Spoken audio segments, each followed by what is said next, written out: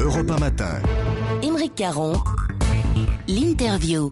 Ce matin, un conseil fédéral extraordinaire va étudier le rapport de synthèse de la commission d'information qui doit établir les responsabilités des joueurs dans la grève de la Coupe du Monde. Nous devrions en parler dans un instant avec Guy Roux, qui est avec nous. Bonjour Guy Roux. Oui, bonjour. Alors, est-ce que c'était une réunion et un rapport qui servent à quelque chose ou c'est juste pour faire bonne figure ? C'est pour faire semblant.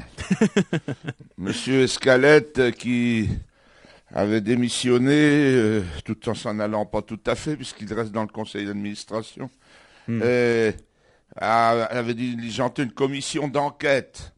Alors, quand on constate qu'elle est composée d'un des plus grands magistrats français, Monsieur Davenas, très compétent en football, Monsieur Riolacci, président pendant des décennies de la commission de discipline de la Ligue, et puis de Monsieur Brauzek, qui est un député maire de Saint-Denis, extrêmement compétent dans les conditions sportives, on pouvait s'attendre à une vraie et sérieuse enquête dans les règles du droit français.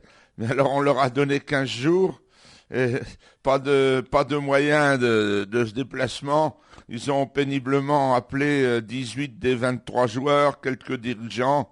Enfin bon, pour moi c'est pour faire semblant. Est-ce qu'il y aura une procédure disciplinaire engagée ?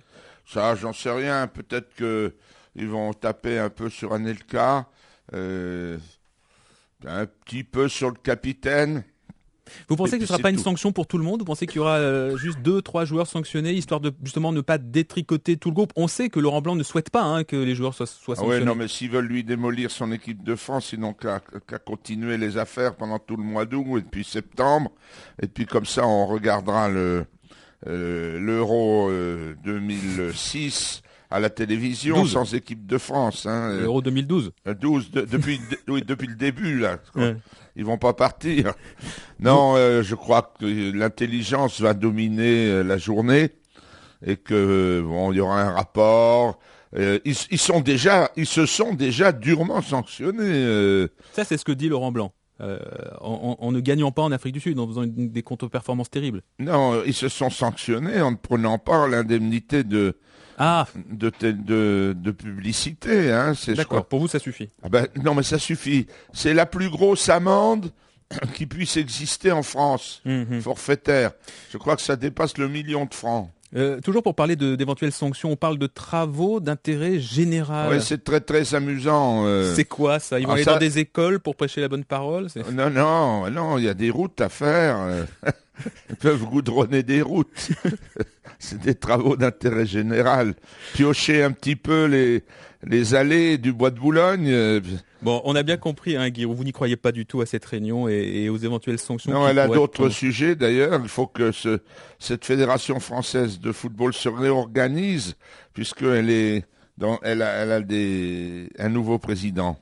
Le fait que les sélectionnés du prochain match, en tout cas face à la Norvège, match amical, que ces sélectionnés-là soient uniquement des joueurs qui n'ont pas joué en Afrique du Sud, pour vous, là encore, c'est important ou c'est vraiment oui, c'est bien, ça permet à tout le monde de réfléchir un petit coup. Laurent Blanc a marqué le coup. Ça lui permet, de demander qu'on lui fiche la paix ensuite. Et puis, pour ceux qui vont jouer ce match, il est probable, premièrement, qu'on va avoir beaucoup d'allant. On aura aussi beaucoup de tendresse pour cette équipe qui, en réalité, commence au 24e joueur français. Et vous appelez ça l'équipe Terre, vous ? L'équipe C, oui. Ouais. On parle un petit peu du championnat de Ligue 1, Guy, qui redémarre demain. Quels sont vos favoris pour cette nouvelle saison ? C'est difficile d'être original et de dire Arles-Avignon. Vous pouvez.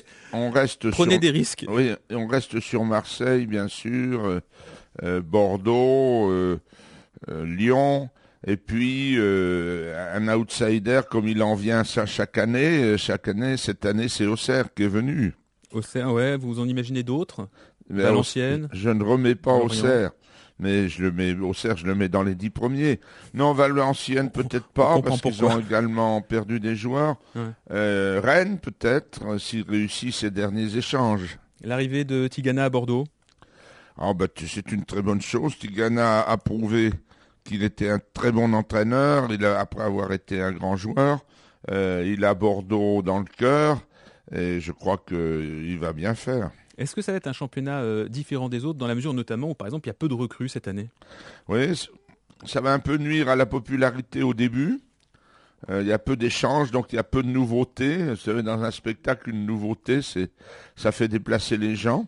Mais rapidement, la qualité qui sera affichée fera la décision. Enfin, Giroud, un mot aussi, également, c'est important, de la Ligue 2. Ça démarre aujourd'hui. Là aussi, j'aimerais bien avoir votre favori, vos 2-3 favoris. Oui, alors la Ligue 2 est évidemment tributaire de la santé économique de la Ligue 1 et donc souffre. Elle est obligée de retourner à une gestion plus rigoureuse. Ce qui frappe, c'est la perte de Gros, la perte de Guingamp, la perte de Strasbourg, qui sont descendus, qui auraient même pu, pour ce qui concerne Strasbourg, descendre encore plus bas, avec une mauvaise situation économique. Le championnat de deuxième division est un beau championnat. On pourrait dire le championnat des villes moyennes, mais s'il n'y avait pas... Un ou deux noms, vraiment, ceux que vous voyez déjà en tête, éventuellement monter en Ligue 1 l'année prochaine. Non, je suis pas prêt pour cet exercice-là. Prenez pas de risque, vous mouillez pas ce matin, Guy. Non, là, ça, j'ai pris ma douche. Mais les clubs de deuxième division ont renvoyé beaucoup de joueurs chevronnés au profit de jeunes pour des raisons économiques, pas seulement.